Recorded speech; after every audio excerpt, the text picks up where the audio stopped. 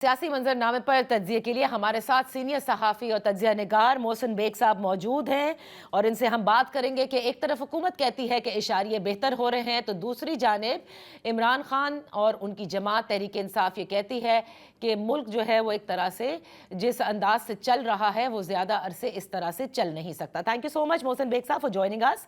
Bag साहब, पहले तो ये हालिया डेवलपमेंट पर बात करते हैं। इमरान खान साहब की जानिब से ओपन लेटर्स जो लिखे गए चीफ ऑफ आर्मी स्टाफ के नाम से, आप ये बताइएगा कि आपको क्या लगता है कि क्या ये तहरीक इंसाफ के लिए और ख़ुद इमरान खान के लिए एक तरह से इसका एक नेगेटिव इम्पैक्ट हुआ है, ज़्यादा मुश्किलात हैं उनके लिए ये खतूत लिखना इस तरह से, या आप समझते हैं कि वो जो प्रेशर बिल्ड करना चाहते हैं और जहां बिल्ड करना चाहते हैं वहां प्रेशर बिल्ड होना शुरू हो गया है? बहुत शुक्रिया। देखिए, बेसिकली लेटर लिखना आर्मी चीफ को मैं ये समझता हूँ कि किसी भी पॉलिटिकल लीडर के लिए तो शायद इतना मुनासिब नहीं है। उनको जहाँ अगर लेटर लिखना है, जो हेड ऑफ द गवर्नमेंट है उनको लिखा जा सकता है, प्राइम मिनिस्टर साहब को। वो एक अवामी फिगर होते हैं, उनको कोई भी लेटर लिख सकता है। लेकिन आर्मी चीफ को लेटर लिखना, ये मेरे ख्याल में बानी की शायद फ्रस्ट्रेशन है कि उनके बहुत बार उन्होंने ट्राई कर ली, बहुत बार कोशिश भी कर ली, शायद बिहाइंड द डोर जो भी वो राब्ते करने की कोशिश थे उसमें शायद कोई फायदा या वो बात आगे नहीं बढ़ी, इसलिए वो लेटर्स के ऊपर बात आ गई डायरेक्ट। अब आप देखिए कि जेल में से कोई शख्स भी किसी को इस तरीके से लेटर लिख नहीं सकता, लेकिन क्योंकि वो शायद किसी को इंस्ट्रक्शंस दे रहे हैं कि आप मेरे बिहाफ पे लेटर लिखें, तो जो लेटर लिखने वाला है वो लेटर में उसकी सोच नजर आती है, शायद इस बानी की सोच ना हो। अच्छा। तो ऐसे में मैं समझता हूँ कि वो सिवाय इस फ्रस्ट्रेशन के और कुछ नहीं है, क्योंकि अगर ये शुरू में ही बिहेव अच्छा रखते बानी साहब, क्योंकि उन्होंने जितने इल्जामात उस इंस्टीट्यूशन पे लगाए, उस अदारे पे लगाए और जिस किस्म की गुफ्तगू उनके हेड पे रखी या उस अदारे के बारे में की, उसके बाद लेटर लिखना मैं समझता हूँ कोई फ्रूटफुल एक्सरसाइज नहीं है। यानी इम्पैक्ट इसका तो कोई हो नहीं रहा, मुक्तदरा पे किसी किस्म का कोई होगा भी इम्पैक्ट नहीं है।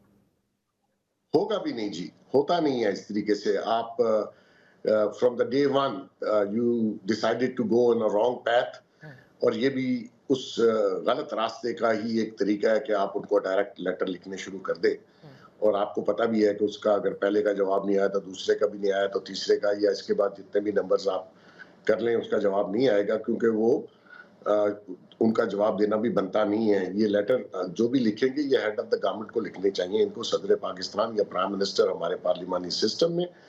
तो मैं आपको एक बात बता देता हूँ कि ये फ्रस्ट्रेशन के अलावा कोई और दूसरी चीज नहीं, क्योंकि उनको समझ है कि वो जिस डगर पे चले थे उससे उनको फायदा नहीं हुआ अभी भी और आगे चल के भी नहीं। अगर आपने आपकी एक भरपूर नुमाइंदगी है असेंबलीज के अंदर, आप उनको अपने नुमाइंदगान को भी कोई गलत रास्ता अडॉप्ट करने के लिए कह रहे हैं, और जो पहले भी आप कर चुके हुए हैं, आपने असेंबलियों से खुद रिजाइन दिया, आपने जमहूरियत की नफी खुद की, क्योंकि आपका जहन और आपने अपनी पार्टी को पॉलिटिकल और जमहूरियत वाली पार्टी बनने नहीं दिया।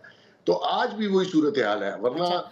जिसके नंबर 100 के करीब हो और हर असेंबली में जिसकी नुमाइंदगी हो जिस पार्टी की, उसको चीफ ऑफ आर्मी स्टाफ को लेटर लिखने की जरूरत नहीं पड़ती। यानी पार्लियामान को सही तौर पर आप कह रहे हैं कि इस्तेमाल नहीं किया जा रहा है इतनी बड़ी तादाद में होने के बावजूद। लेकिन बेग साहब, ये भी तो आप माने, अगर इमरान खान रॉन्ग पाथ पे चले गए तो अब ये हुकूमत या ये निज़ाम क्या कर रहा है? तहरीक इंसाफ को कहीं भी एहतजाज करने का हक नहीं दिया जाता। आप नहीं समझते ये भी तो जमहूरियत की नफी हो रही है? देखिए, मैं तो हैरान हूँ आपके इस क्वेश्चन पे। एहतजाज करने का मकसद 9 मई है, एहतजाज करने का मकसद 26 नवंबर है कि आप उसमें लॉ इन्फोर्समेंट के लोगों को गोलियां मारें, उनके ऊपर गाड़ियां चढ़ा के उनको मौत के मुंह में धकेल दें, और आपका ये मकसद है 9 मई में आपने पूरी आर्मी इंस्टॉलेशंस पे हमला कर दिया। ये एहतजाज होता है?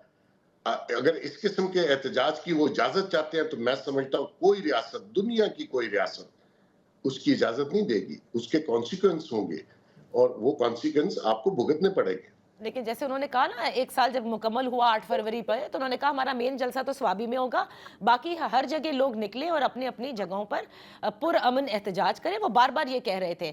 تو یہ جو ان کی بات پر اب یقین نہیں کیا جا رہا، میں یہی آپ سے جاننا چاہتی ہوں بیگ صاحب، ماضی میں بھی جماعتوں کے ساتھ یہ سب کچھ ہوا ہے، تو آپ کیا سمجھتے ہیں کہ تحریک انصاف کے ساتھ کم از کم یہ نظام جب تک چل رہا ہے، جب تک کسی قسم کی کوئی بات چیت نہیں ہو سکتی، کہیں ان کی وہ سپیس نہیں بنائی جا سکتی؟ دیکھیے سپیس بنانے کے لیے 2-3 مختلف آپشنز ہیں. یا تو آپ ایڈمٹ کر لیں کہ آپ نے 9 مئی 26 نومبر کو جو کیا ہم اس کی معذرت چاہتے ہیں، کیونکہ معذرت ایکسپٹ کرنے کے بعد ملتی ہے. کوئی بھی دنیا میں معافی تبھی ملتی ہے جب آپ اس جرم کو، کرائم کو ایکسپٹ کرتے ہیں کہ ہاں میں نے یہ کیا ہے، مجھے معافی دی جائے. ایک تو بات یہ ہوگی. دوسری بات یہ ہے کہ آپ نے اس نظام کو ڈیریل کرنے کے لیے کوئی کسر نہیں چھوڑی. آپ نے IMF کو خط لکھے کہ ان کو پاکستان کو لون نہ دیا جائے. اسی طرح آپ نے پورے دنیا میں یہ لابیز کریٹ کی کہ پاکستان کو ٹف ٹائم دیا جائے. پاکستان کو یا ریاست کے اداروں کو جب آپ اس قسم کی حرکت کر رہے ہیں تو وہ قابل قبول نہیں ہے اور وہ قابل معافی بھی نہیں ہے. آپ نے انقلاب لانے کی کوشش کی، آپ نے آرمی کو ڈسٹروائے کرنے کی کوشش کی، آپ نے اس نظام کو جس کا آپ حصہ ہے پارلیمان میں، آپ نے ہر کوشش کی کہ یہ نہ چل سکے. تو ایسے میں آپ کے لیے اس نظام میں پھر سپیس جو ہے وہ کم ہونا شروع ہو جاتی ہے. یہ آپ دیکھ لیجئے. آپ نے کہا باقی پولیٹیکل پارٹیز کو سپیس ملی، یس ملی، لیکن وہ اس نہج پر نہیں گئے جس نہج پہ پی ٹی آئی چلے گی. اور ایسے میں ایسا ہو نہیں سکتا کہ آپ کو پھر معافی مل جائے. اچھا، تو پھر مجھے یہ بتائیے کہ جیسے تحریک انصاف یہ بار بار کہتی ہے کہ یہ نظام اس طرح سے نہیں چل سکتا، خود اسٹیبلشمنٹ کے لیے شہباز شریف صاحب اور ان کی حکومت کا بوجھ اٹھانا درست نہیں ہے.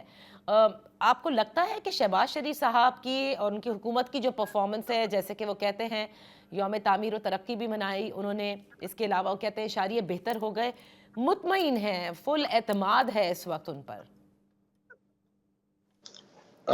تھوڑا سا ماضی میں لے جاتا ہوں آپ کو. جب یہ خود پرائم منسٹر تھے، ان کا بوجھ جنرل فیض نے اور اسٹیبلشمنٹ نے اٹھایا ہوا تھا. آپ کو پتا ہے کہ ان کو ووٹ آف کانفیڈنس کی ضرورت پڑ گئی تو اپنی ہی پارٹی کے لوگوں کو انہوں نے سیف ہاؤسز میں ان کے ذریعے بند کروا دیا.